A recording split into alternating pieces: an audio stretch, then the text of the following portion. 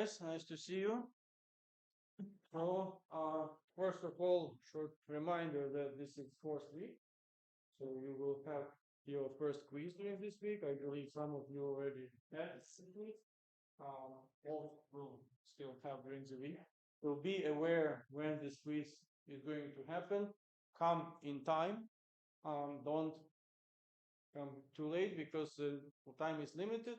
So you need to use all time available for your quiz to get the highest grade. Don't forget about this. So this is important. So now let us recall. You're welcome. What we considered last lecture. So we introduced concept of friction force. We distinguish between two types of friction forces when we have two solid surfaces in contact with each other. That is static friction force and kinetic friction force. So in both cases, they are determined as the product of reaction of the supporting surface and friction coefficient. So obviously we have static friction coefficient and kinetic friction coefficient. Keep in mind that static friction coefficient is a bit larger than kinetic friction coefficient, and obviously when we have a transition from static friction, so we have linear increase friction force versus force, and then small drop, and it goes to saturation when we switch to this so-called kinetic friction. Also, if we have contact between some solid body with gaseous or liquid environment, then we call the friction which happens between them as drag force. And this drag force is a function of velocity of this object in, for instance, liquid. It is proportional to, linearly proportional to velocity when velocity regime is slow, so when body moves slowly. If body moves with high velocity, then drag force becomes proportional to v squared. Obviously, there is a proportionality coefficient for drag force. This is different for different regimes, like low and high velocity regimes. And this coefficient is a complex function of many parameters, which takes into account shape of the body, its surface condition, viscosity of the liquid, and its density, and much more other parameters. So this all taken into account, and we also discussed some cases of application of friction forces and drag force, for instance, with this boat, which moves by inertia, and only friction force is exerted, which kind of slows down the boat. So in this case, we have drag force as a function of velocity, and if we want to get the velocity of the boat as a function of time, and also position of the boat as a function of time, then we need to deal with two simple differential equations, which give us a chance to calculate these functions. So we consider this example, and I believe quite useful to generalize motion under drag force. So today we proceed further with our discussion. We actually introduce new physics concept, which is mechanical work, and we'll discuss mostly features of this concept, and also consider some specific applications. So let us start with considering a surface horizontal and some block on this surface. So now let us assume that we have force F oriented from top to bottom, so we kind of press the block to the surface, and the same by magnitude but different by orientation, force F, which kind of pushes this block to the right direction. Nevertheless, uh, magnitudes of these forces are equal, the effect of this force on the block will be obviously different. So, first of all, if we consider this force which exerted from the top, it will press the body towards, like against the supporting surface, and we assume that this is a reliable surface, so it doesn't break. There will be some reaction force which will compensate the force exerted on the body. So nothing will happen, and by definition, if we assume that surface doesn't break, this body will not move anywhere. Doesn't matter how big force will be exerted. However, in the case of the same force in magnitude, but in opposite, like in different direction, we actually have a possibility to slide this block along the surface. So means that there is a chance for this orientation that force will perform some mechanical work. Obviously, mechanical work will be a function not only of magnitude of the force, but also of its orientation with respect to the displacement vector of the body. So to be more specific, again, let us consider some axis x. We start from a one-dimensional case. This is our surface.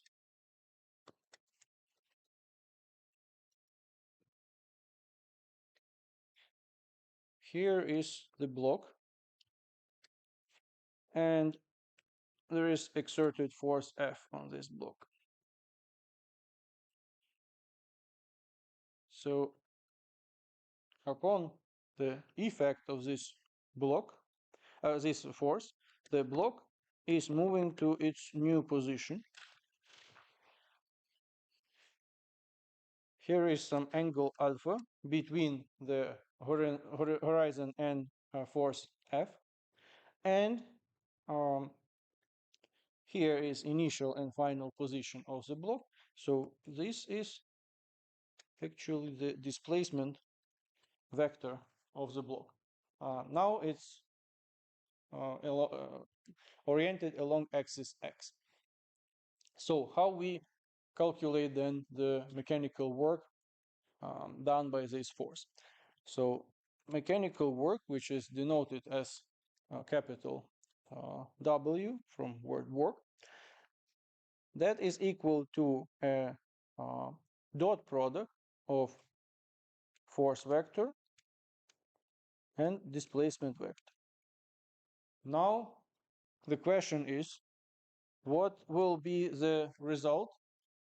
Will it be vector or scalar quantity? Scalar, because dot product of two vectors returns us a scalar quantity.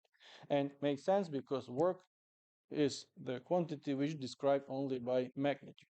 So in this case, it will be magnitude of the force times magnitude of the displacement vector times cosine alpha, angle between force and displacement vector. In this case, this is this angle alpha between angle force and horizon, since delta r vector, displacement vector, is oriented along axis x, which is horizontal axis. So that is the case when we have magnitudes of force and displacement vectors given and their respective orientation with respect to each other. However, in general case, it could be quite often that vectors are given in form of unit vectors, which is more convenient for many applications. So let us consider this case also. So if this force is represented like this, fx times I unit vector plus fy times j unit vector plus fz times k unit vector, and displacement vector is represented as delta rx times I unit vector plus delta Rx, sorry, y times j unit vector plus delta Rz times k unit vector, then the work can be calculated. Of course, it's scalar, it's dot product of uh, force and displacement vector, and that will be equal to fx times delta Rx plus fy times delta Ry plus fz times delta Rz. So this is what we discussed earlier when we considered vectors specifically. It's just recall how you can approach it in this particular case when we deal with force and displacement vectors. So since we introduced a new physical parameter, quantity, we need to know what will be the units and we use to measure, to quantify it. So this will be obviously Newton times meter, because that's newtons and these are measured in meters. And for convenience, since work is a very essential concept, it is designed, like develop and introduce a special unit for work, which is joule. So it's denoted as capital J. So now we need to highlight important feature of work, and in particular we need to know what will be the sign of work, because besides magnitude, which you get here with these equations, we need to know the definition of sign of work, what it means, and it should be taken into account, obviously. So if we have some block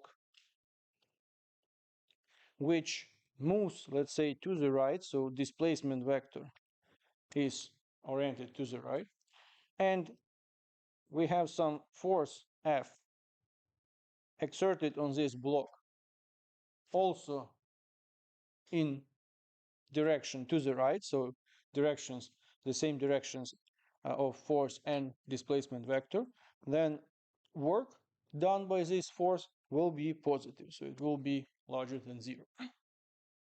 However, there is another option when we have block.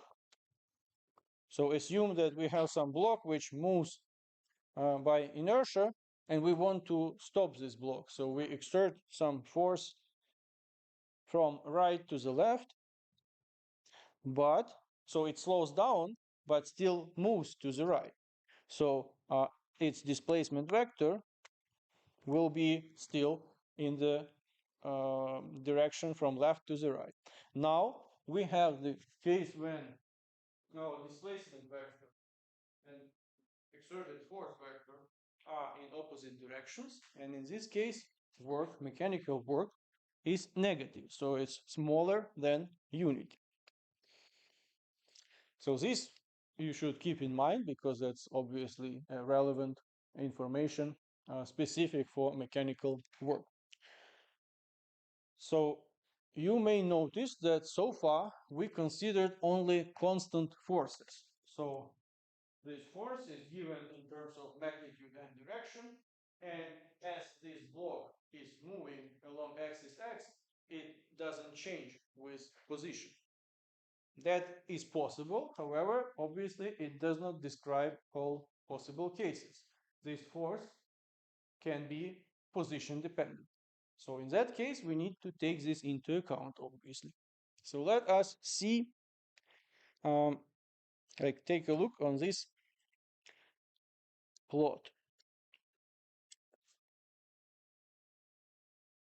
We will have position and here force.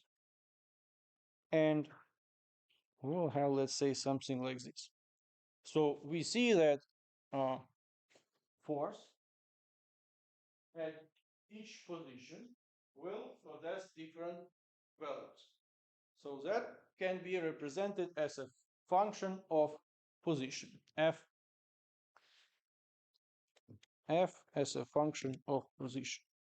So now the question will be, how do we calculate mechanical work done by this variable force when we move some block from point 1 to point 2? Let's say we have here coordinate x1 and coordinate x2. Obviously, we cannot apply previously discussed approach by getting the displacement between these 2 points and multiply by force because magnitude of this force is changing, so it's different. And point x1 and x2 are located quite far from each other, cannot pick up any value of constant value of force. So any ideas how we deal in this case? Integral, yeah, area under the curve. That's correct. But let us make it crystal clear. So in order to keep the same approach which we introduced at the beginning, everything what we need to do, we need to pick up some narrow range. Let's say x, and here will be x plus delta x. And delta x we pick up so small that the value of this force within the narrow range delta x can be considered as constant value. So its change can be neglected. In that case, in the range of this narrow range delta x, we can apply previously discussed equations and get work done by this already constant force by displacing the body via this narrow displacement range delta x.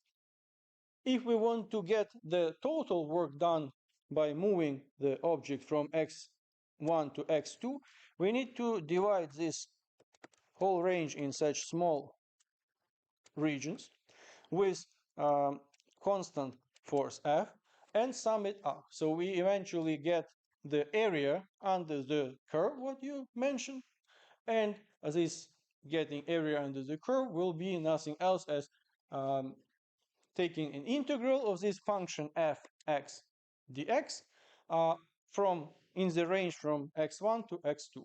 So in general, we can write that work in this case will be equal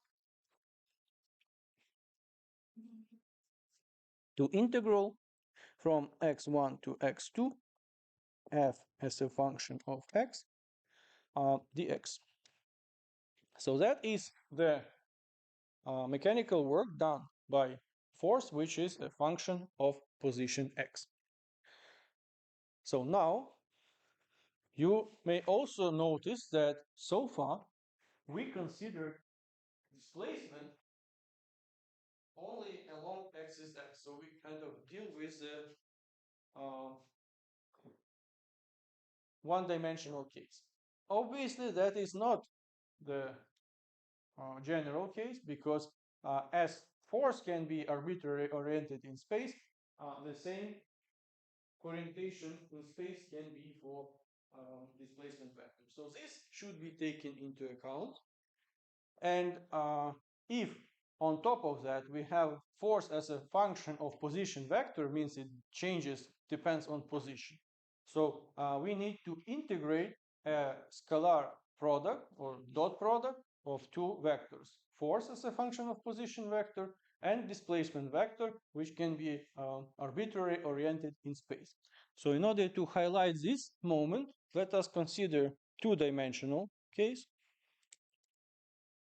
And so we assume that force is a function of position vector, and it can be represented as fx as a function of x times I unit vector plus Fy as a function of y position along axis y times j unit vector. So this is for force. We need to represent also displacement vector. So dr vector, that will be dx times I unit vector plus dy times j unit vector. So now we know that if we move a body from point 1 to point 2 in this two-dimensional case, the work done, like mechanical work done by this position-dependent force, will be integral from 1 to 2, from point 1 to point 2.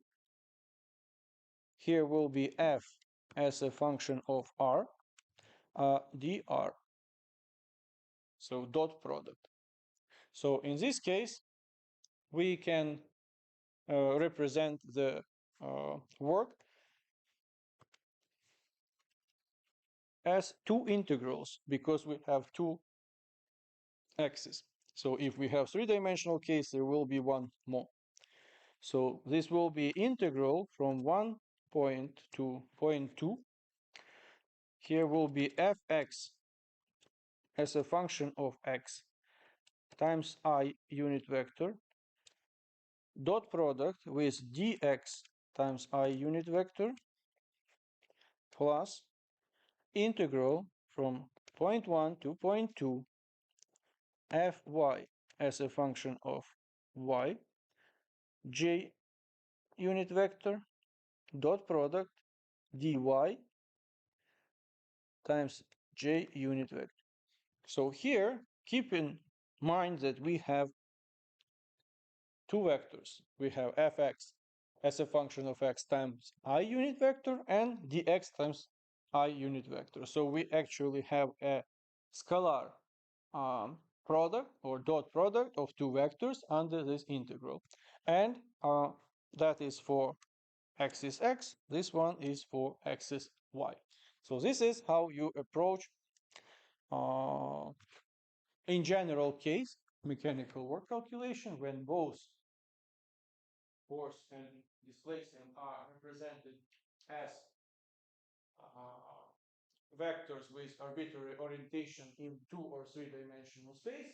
And what is also important, that force is a function of position vector. So that's it.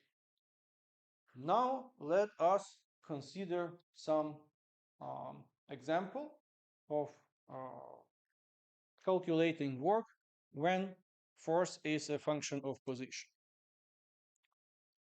So before that, since we will deal with our old good friend system of spring and block, and we know that spring force is equal to minus k times x, like construction or extension of the spring. We have here this proportionality coefficient, which is spring coefficient. So before we go to this example, and also for the future, it would be nice to clarify how we can, for instance, determine this parameter, because that is important. It defines how the string will react to construction or extension. So any suggestions how this spring coefficient can be determined? How much force is required to do some replacement? An extension or construction. Okay, so that is a valid point. So let us consider it in more details. So let's say we have some string hanged up, and we have some block with known mass m, and this mass of the block is much larger than mass of the string, so we can neglect this mass of the string. We attach this block to the string, then what force will be exerted on the string? The weight of the block. So that will be mg. And up under this weight of the block, our string will extend, so it will reach its new position. Here is our block M. So keep in mind, so we will, when we attach, this string will extend, and here it will reach equilibrium condition, so it will stop here at this point, will not move anywhere else. So this will be the extension of the string D. And since we have equilibrium condition, string force will compensate the weight of the block. So we can write K times D is equal to mg. Since we know the mass of the block, we know acceleration of region, we can measure easily this extension of the string, we can determine string coefficient. So string coefficient will be represented as m times g over d. So that's just very general description how we approach the string coefficient, because we will have many examples with string in a box in the future. So let us consider such a system. We have a string with a block attached to it, so it can slide without friction along some x direction. So this is our x-axis, and at initial moment it stays in equilibrium condition. So x is equal to 0. So now, and we also know the mass of this block attached. So we can neglect with mass of the string. We also neglect with the friction. So we assume that these are not relevant parameters in the scope of this example. We exert some force on this block in opposite direction to axis x, F. So obviously this will cause some contraction of the string, and its new position will end up somewhere here. So this is our block with mass m, and this is position with coordinate minus x. And here we have this force F. Obviously that contraction of the string will result in string force exerted in opposite direction to the applied force. So it will be F string.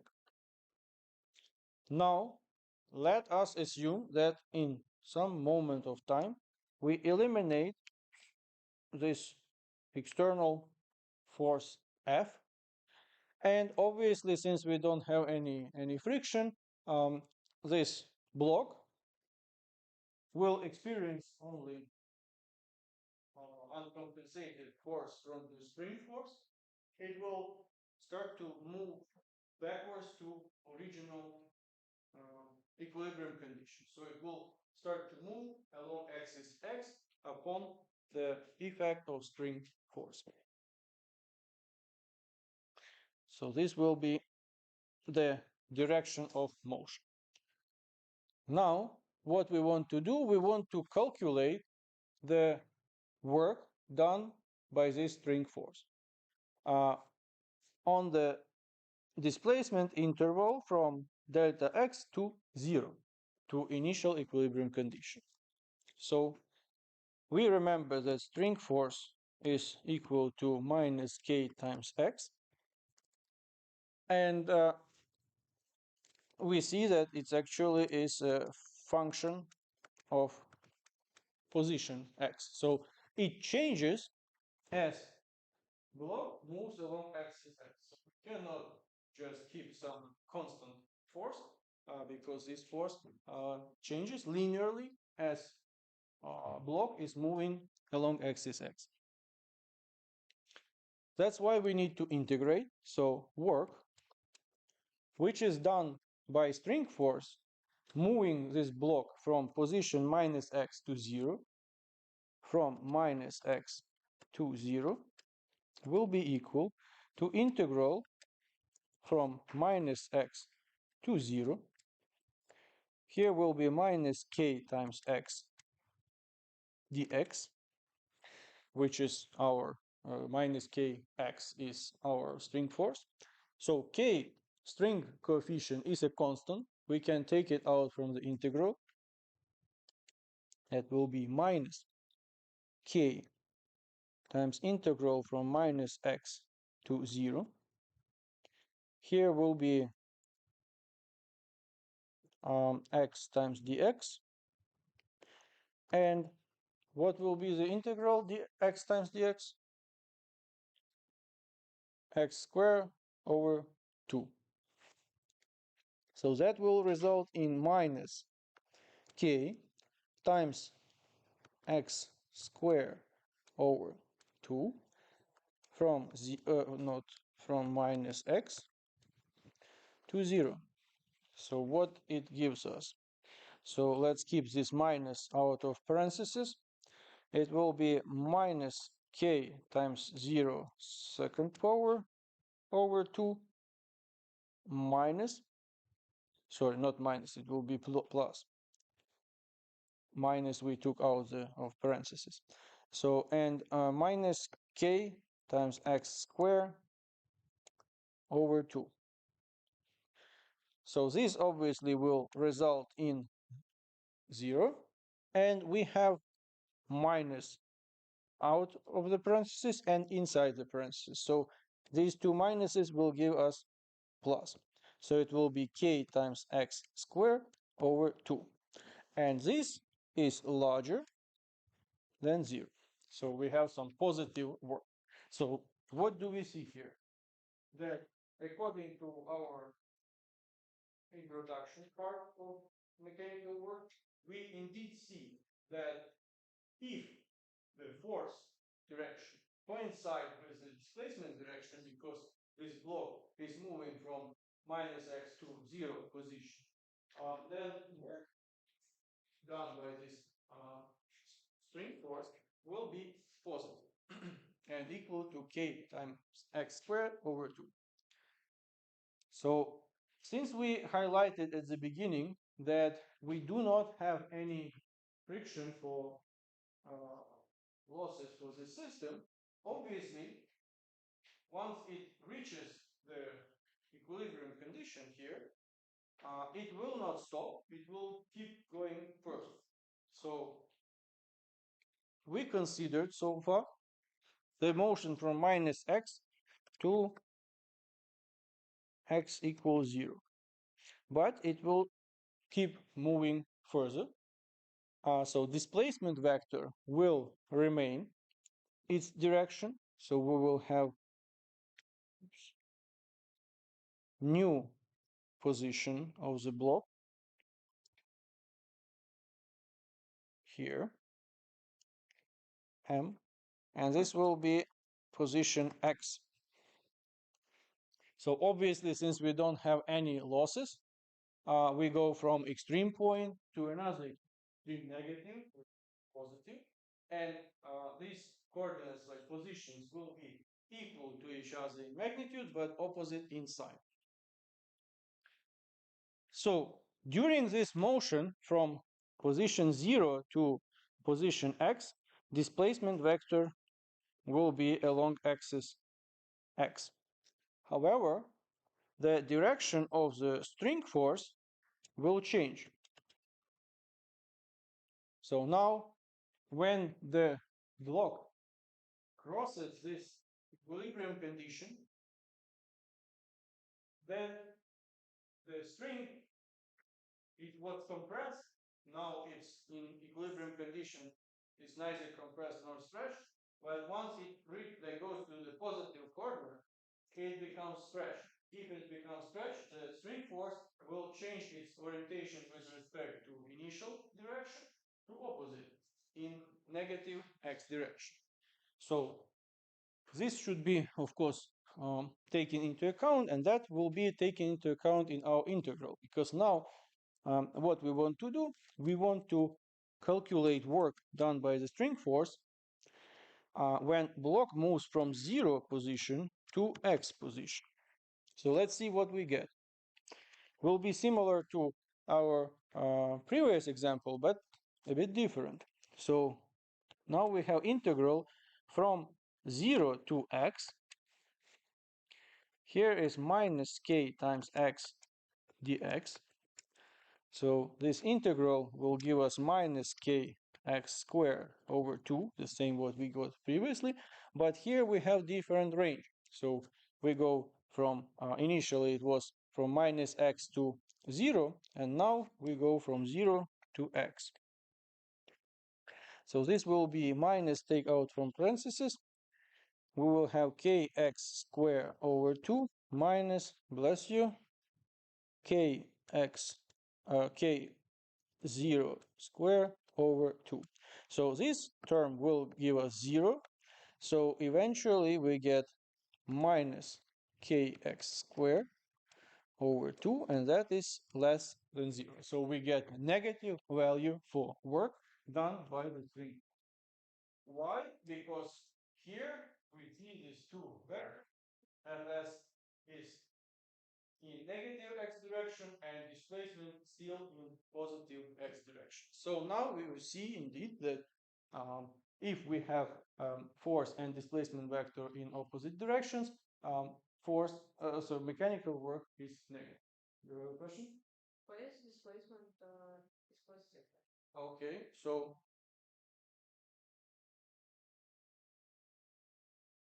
now we, our first example was motion from minus x position to 0.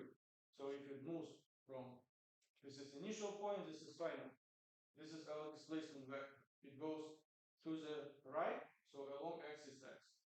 Then it crosses this point at 0 coordinate, and nothing, we don't lose any energy because of friction, so this motion will continue. So this block, which is at 0 position, will continue moving along axis x, and for our second example, where is that one? Yeah, here. For our second example, we consider motion from point 0 to point x. 0x. Again, displacement vector is along axis x. So they don't change, they remain the same. However, the direction of string force is changing its direction, because here string was constrained. Here, in this case, string is extended.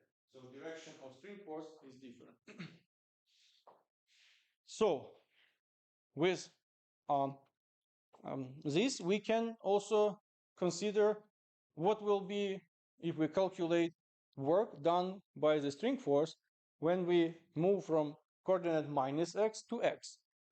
So let us see minus x to x.